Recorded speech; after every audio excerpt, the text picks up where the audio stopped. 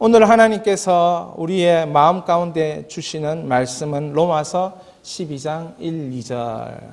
영적 예배로 하나님 뜻 가운데 살라. 영적 예배로 하나님 뜻 가운데 살라.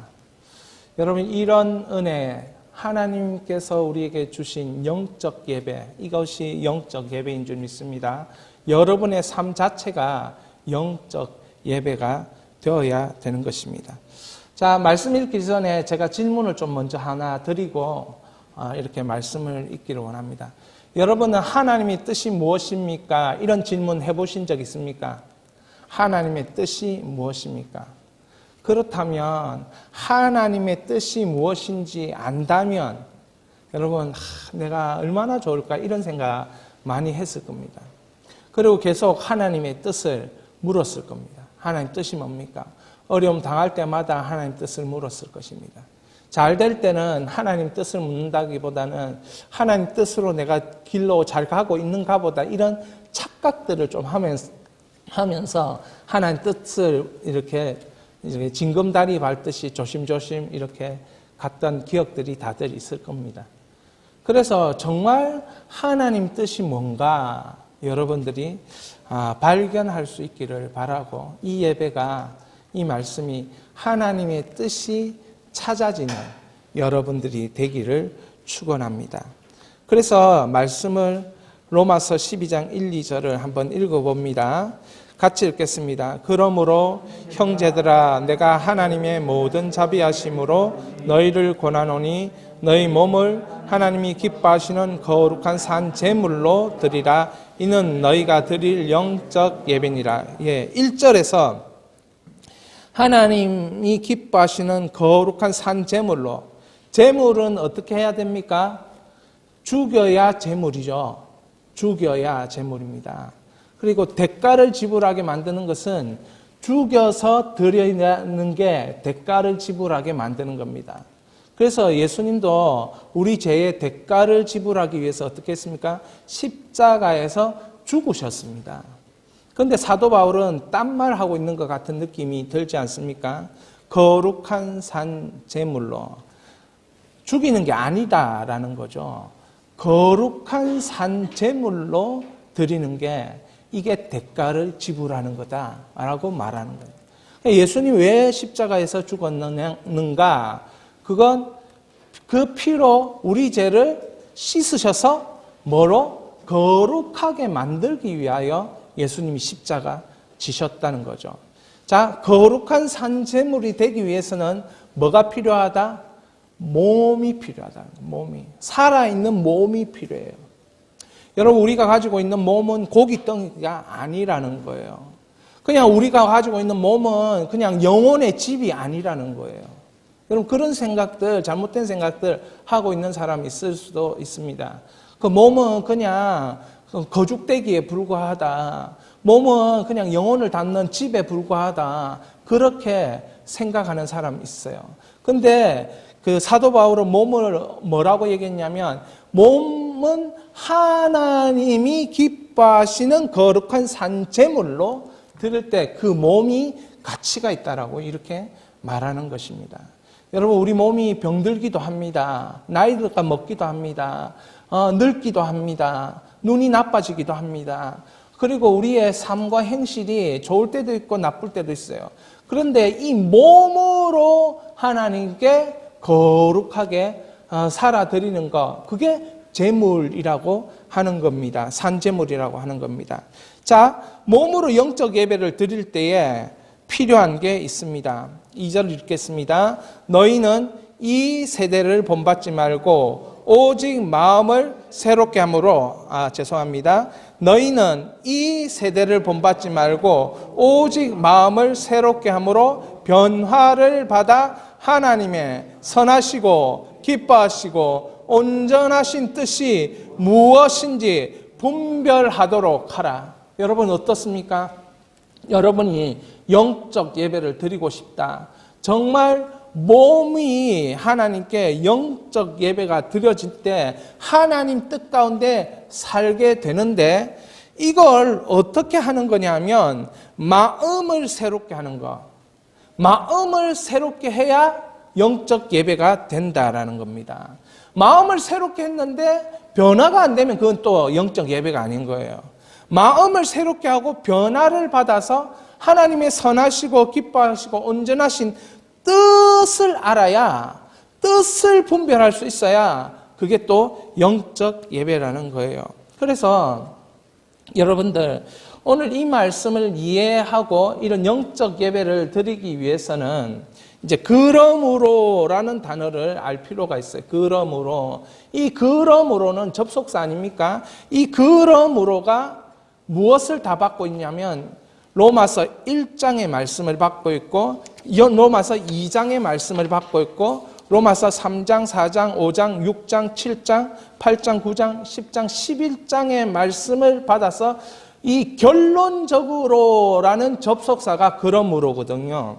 그러니까 12장부터는 결론적으로, 그 결론적으로의 내용이 나오는 것을 보게 되는 것입니다. 그러니까 그러므로를 이후에 나오는 것은 로마서 1장부터 11장까지의 모든 내용을 담아서 핵심적으로 이제 1, 2절에 어떻게 살아야 할지 이 내용을 아는데, 예를 들어 모든 믿는 자에게 주시는 하나님의 능력이 복입니다. 그러면 어떻게 살아야 될 건가? 정말 하나님의 백성이 누구냐? 로마서 2장. 그러면 어떻게 살아야 되는가? 로마서 3장. 의인은 하나도 없다. 그러면 어떻게 살아야 될 건가? 로마서 4장. 믿음으로 어렵게 된다. 그러면 그 다음에 어떻게 살아야 되냐? 5장. 하나님과 더불어 화평을 누린다. 그러면 그 다음에는 어떻게 해야 되냐? 영적 예배를 드려야 된다. 그리스도와 연합했다. 로마서 6장. 그러면 영적 예배를 드려야 된다. 죄 때문에 묶여서 공고한 사람이었다. 그러면 어떻게 해야 된다? 영적 예배를 드려야 된다. 성령으로 해방받았다. 한 번으로 끝나는 게 아니고 그러면 어떻게 해야 된다? 영적 예배를 지속적으로. 율법을 마치신 완성하신 분이 예수 그리스도다 알았다. 그러면 어떻게 해야 된다? 하나님의 주권이 무엇인지 알았다. 그러면 무엇을 해야 된다? 영적 예배를 드려야 된다는 겁니다. 복음이 1장부터 로마서 11장까지 그 복음의 풍성함을 우리가 머리로, 마음으로 받아들였다면 그러므로 결론적으로 영적 예배를 드려야 된다 말하고 있는 것입니다. 그러니까 이 영적 예배라는 것은 거룩한 산 제물이 되는 게 영적 예배다. 이렇게 결론을 낼 수가 있는데, 그러면 이 거룩한 산 제물이 되기 위해서는 여러분 통합적으로 이 하나님의 자비, 그리고 우리의 몸, 우리의 마음, 하나님의 뜻, 이것이 집중이 될 때 이걸 우리는 뭐냐면 영적 예배, 거룩한 산 제물이 되는 거예요. 두 가지는 하나님이 하시는 것이고 두 가지는 내가 하는 거예요. 하나님은 이미 예수 그리스도를 통해서 자비를 베푸셨습니다. 우리 죄를 용서하셨습니다. 우리가 입으로 내뱉고 시인하고 인정할 때 하나님은 우리를 의롭게 하시는 예수 그리스도의 보혈을 부으시고 그 십자가의 능력으로 어둠을 우리의 삶에서 깨부수시고 새로운 피조물로 살아갈 수 있는 하나님의 자비를 이미 우리에게 붓고 계시고 알게 하십니다.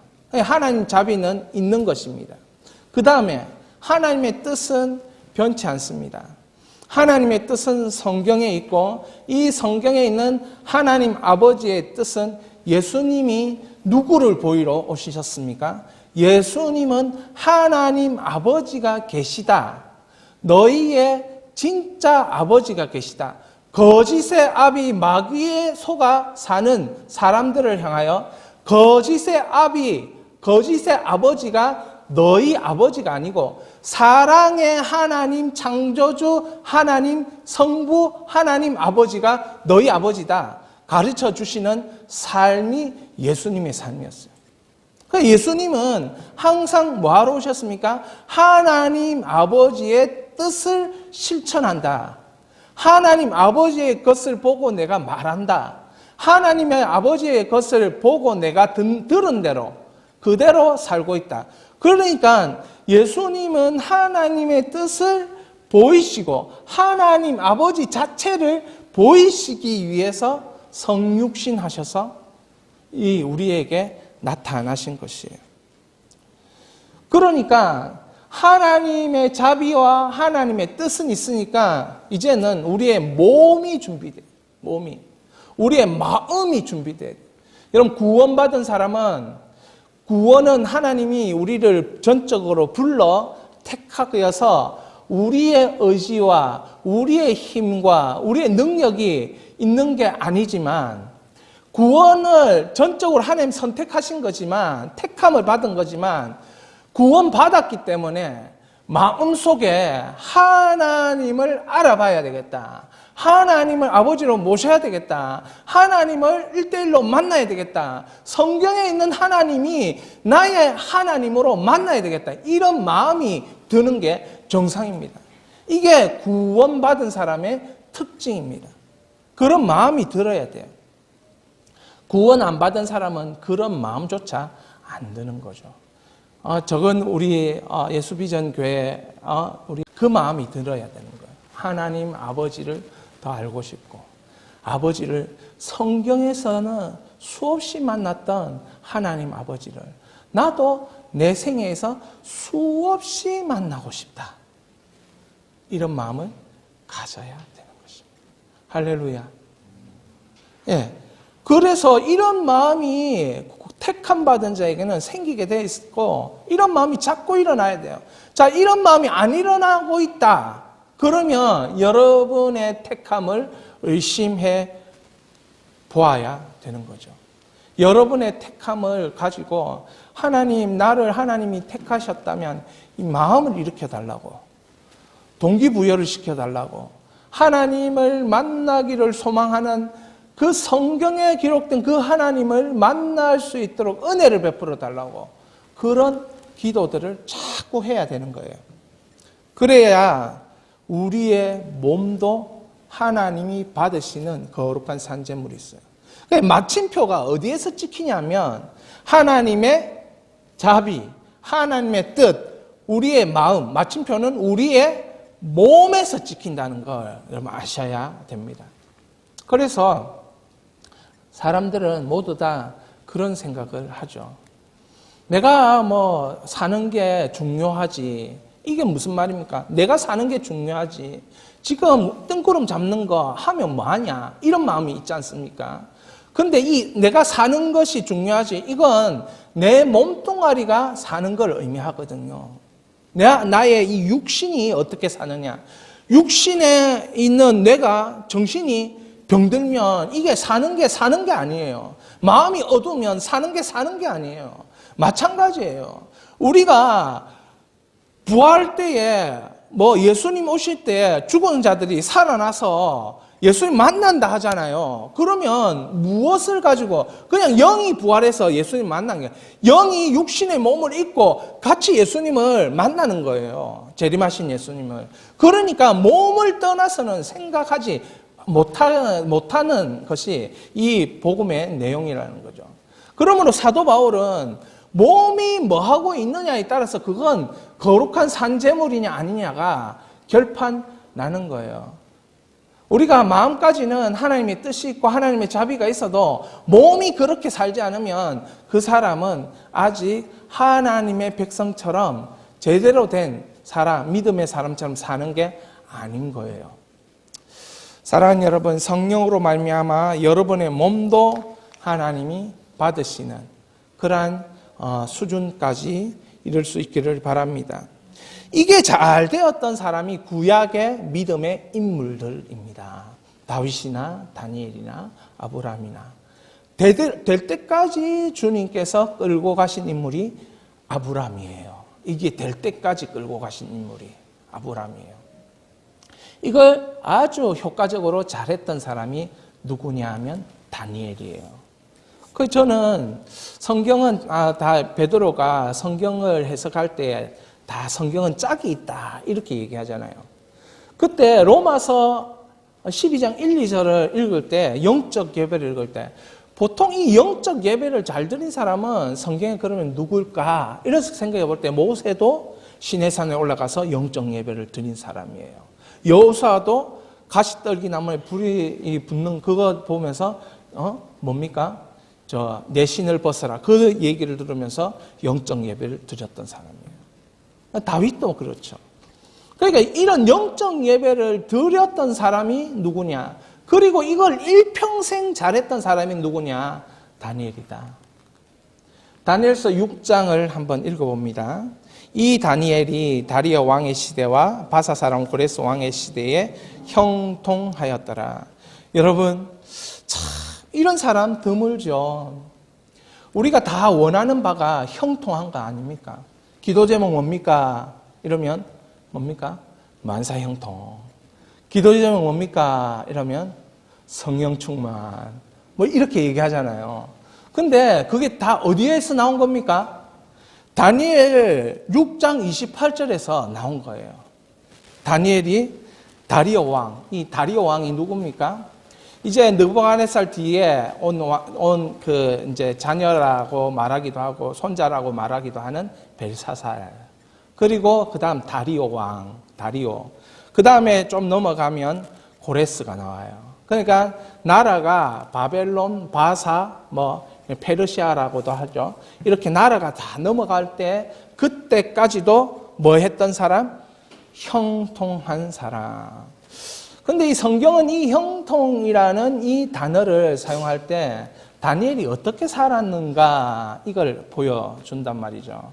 다니엘이 어떻게 살았는가 이걸 알려고 하면 다니엘서 6장을 우리가 볼 필요가 있어요. 6장의 내용은 이런 겁니다.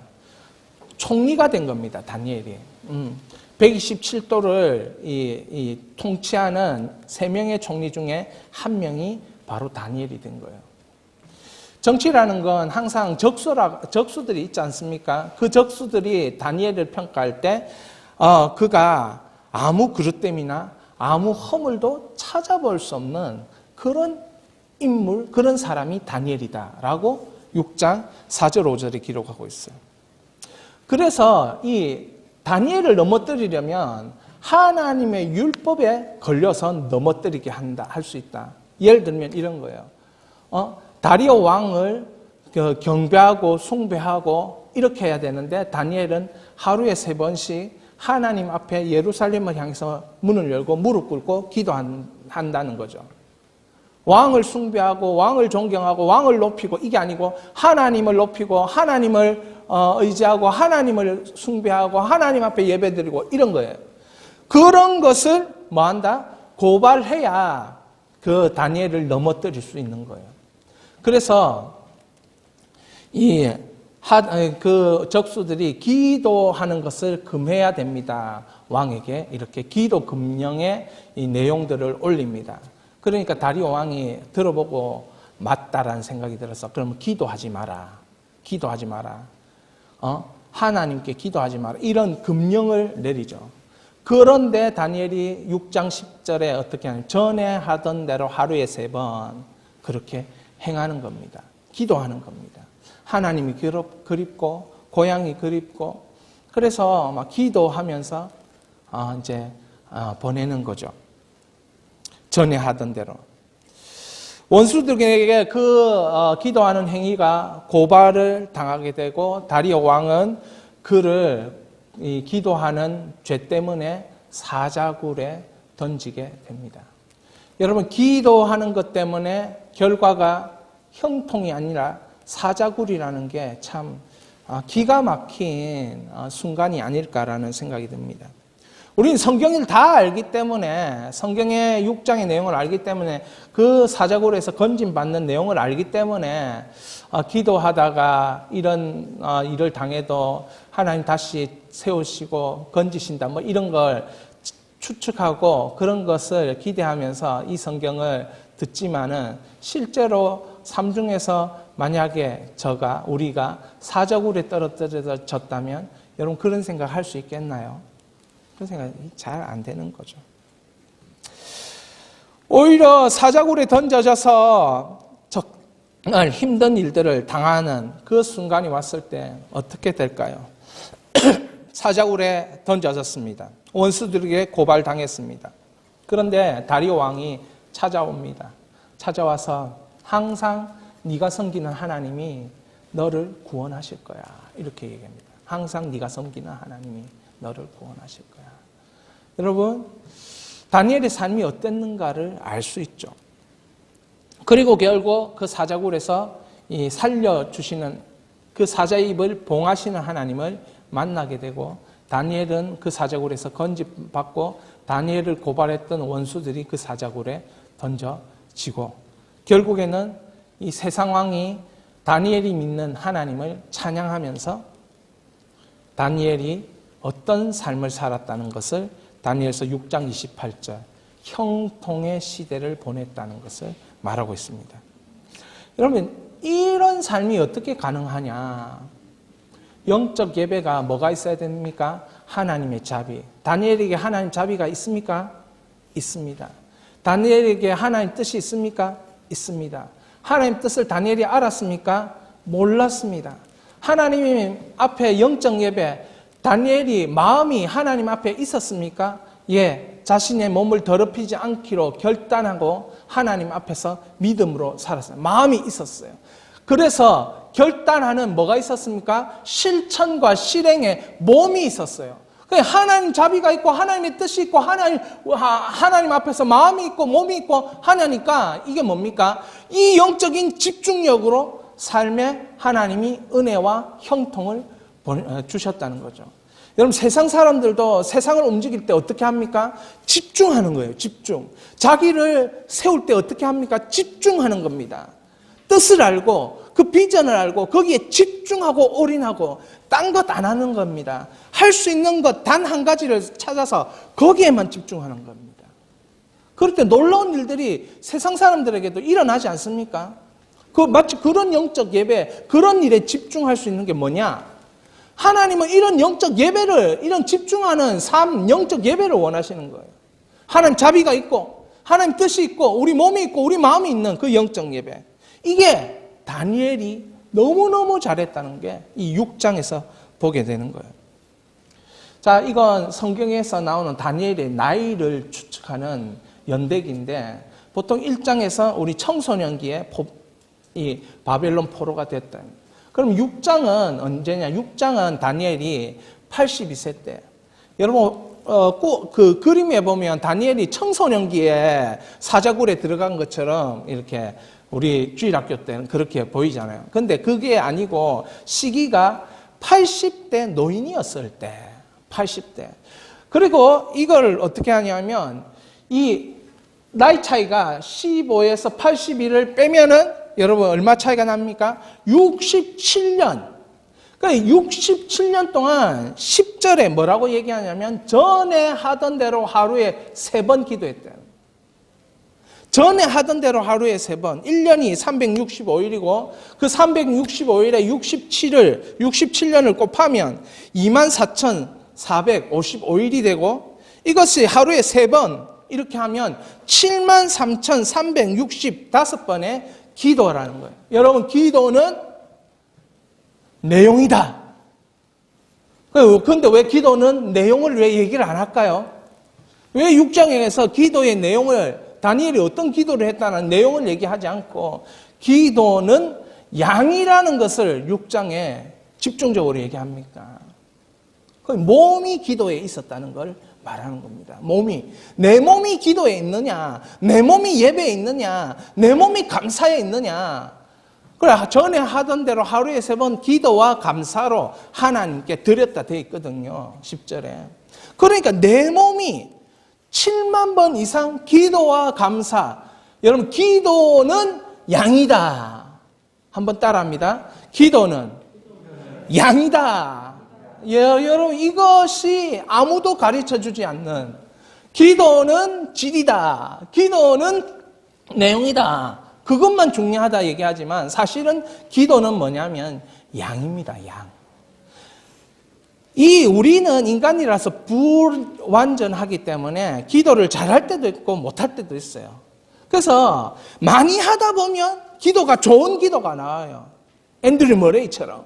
근데 대부분 기도는 밥 앞에서 넣고 감사히 잘 먹겠습니다. 이런 기도란 말이에요.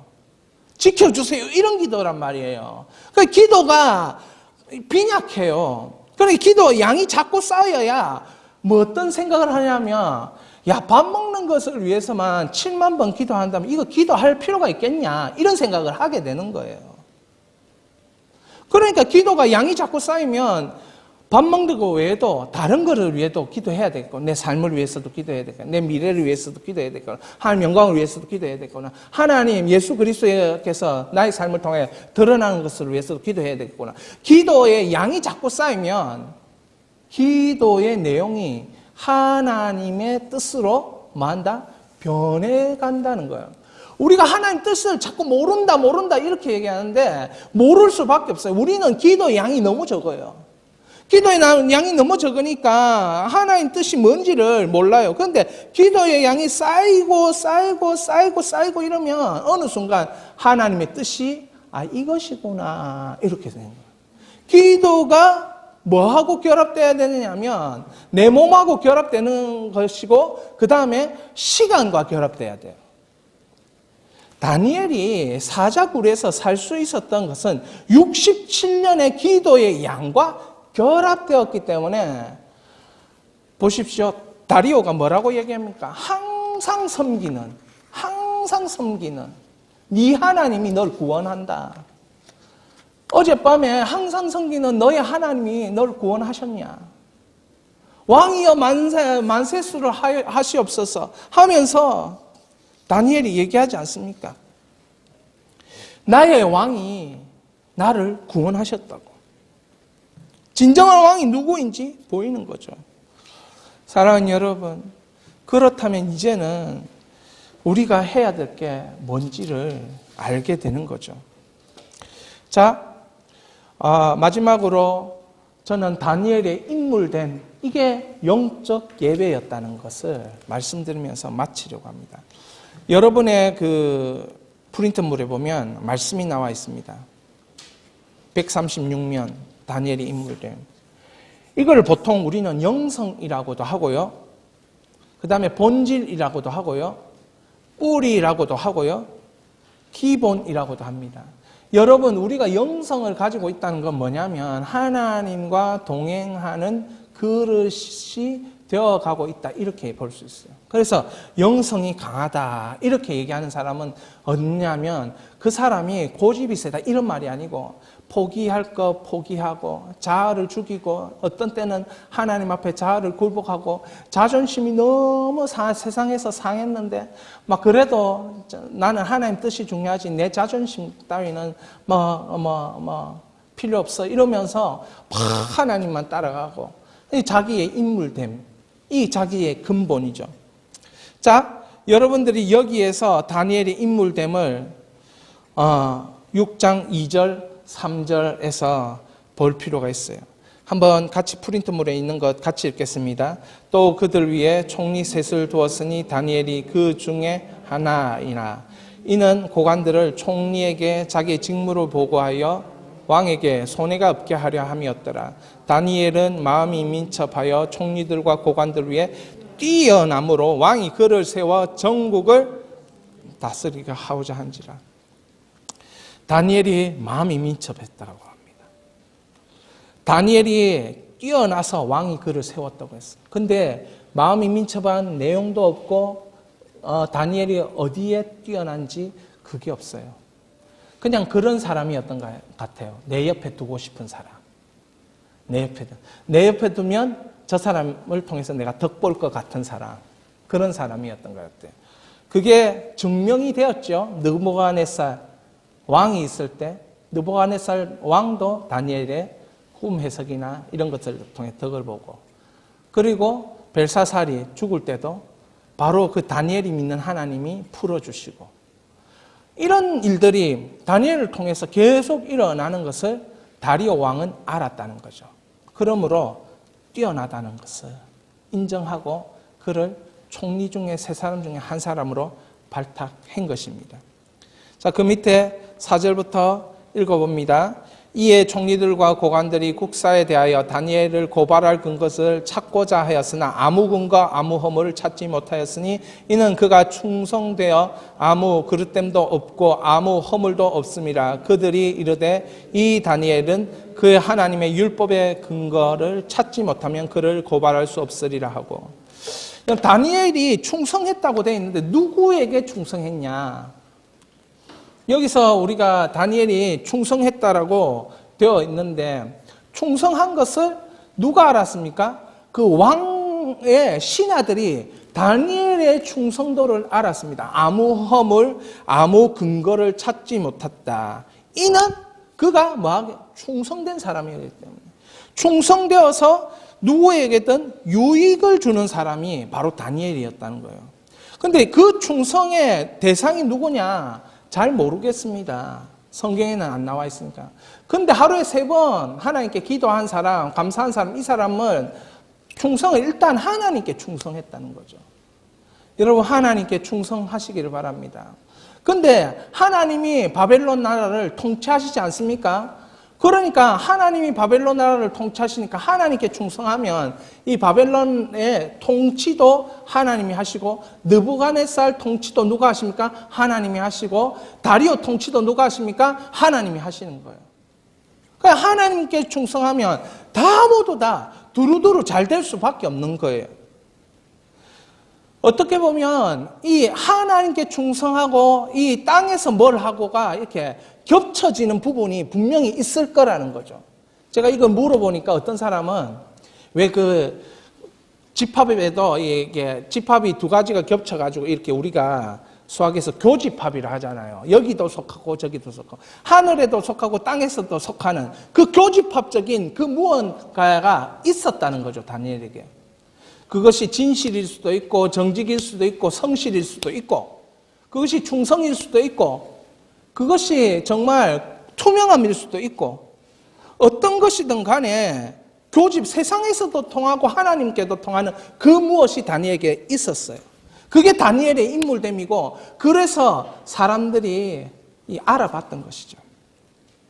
10절에서 읽습니다. 다니엘이 이 조서에 왕이 도장에 찍힌 것을 알고도 자기 집에 돌아가서 윗방에 올라가 예루살렘을 향한 창문을 열고 전에 하던 대로 하루 3번 무릎을 꿇고 기도하며 그 하나님께 감사하였더라. 여러분 기도와 감사를 전에 하던 대로 67년 7만 번 이상 양을 가지고 있었던 사람이에요. 그렇지만 사자굴에 들어갔어요. 16절부터 나오지요.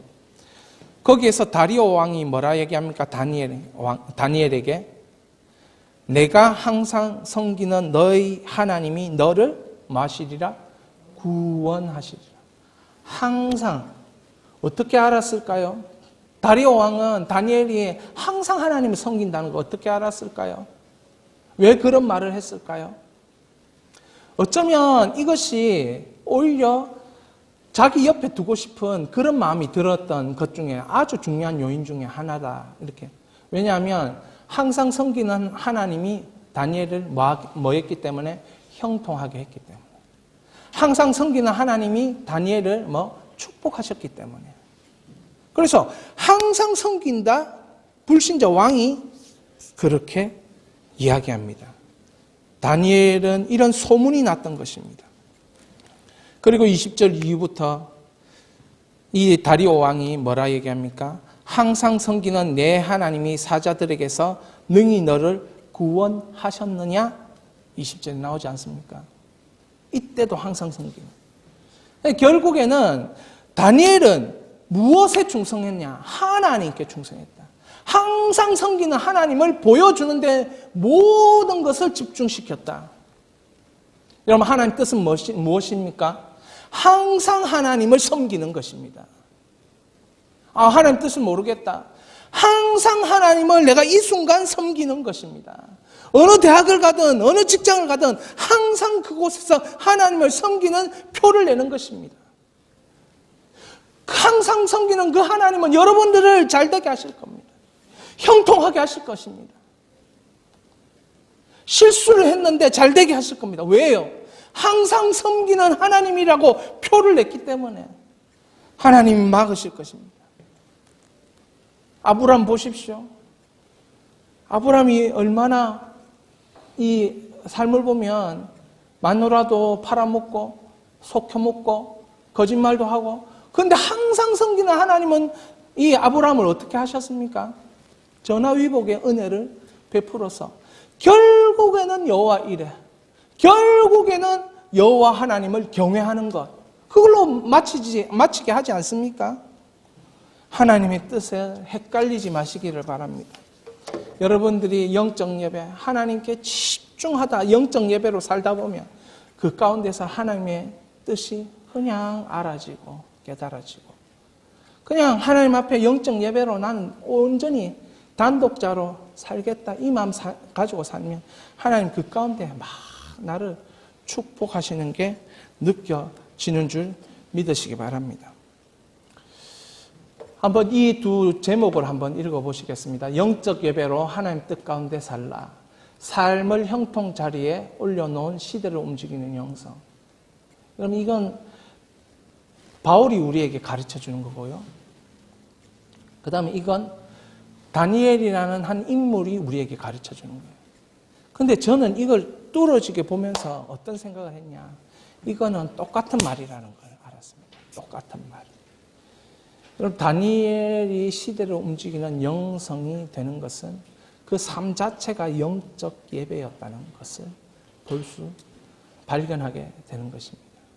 이 똑같은 말을 여러분 생애에, 우리 생애에 다니엘도 했다면 우리도 할 수 있는 거고, 바울이 그토록 그러므로 이제는 이렇게 해라 라고 말한 이유는 아마도 믿음의 선진들을 생각해 볼 때, 아, 이런 거구나 라고 이 결론을 내리면서 복음의 풍성함은 이 1, 2절, 로마서 12장 1, 2절, 다니엘, 아브라함, 요셉, 모세, 여호수아, 다윗, 아, 이거구나. 시대를 움직이는 영성들이었구나. 그래서 예배 가운데 영적 예배를 얘기한 거구나. 그래서 예배 가운데 몸이 빠지면 안 된다 얘기한 거구나 깨닫습니다. 여러분 집에 가셔서 앤드류 머레이의 기도를 읽어보시기 바랍니다. 오 위대하신 대제사장이시여 하면서 요한복음 17장을 가지고 기도한 건데 꼭 한번 읽어보십시오. 주님이 왜 우리를 부르셨는가?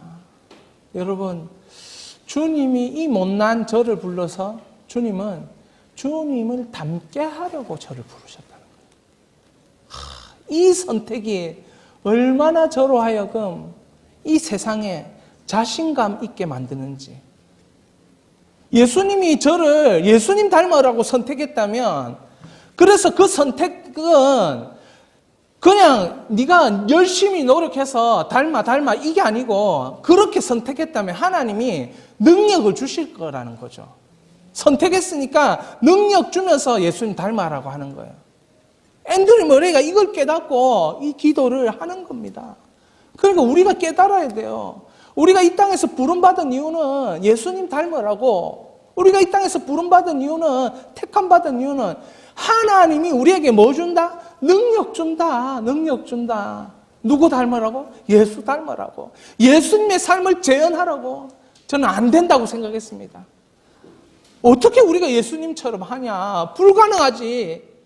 근데 저는 된다라는 그 믿음이 와서 개척을 했는데 안 되더라고요. 너무 답답한 나머지 40일 됐는데 안 되더라고요.